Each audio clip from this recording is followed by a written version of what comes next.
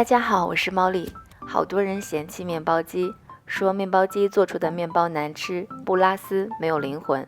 今天我就来分享一款小白也能轻松驾驭的面包机版炼乳手撕面包。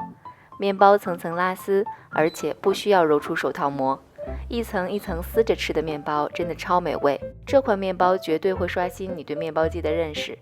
配方在视频最后，记得截图保存。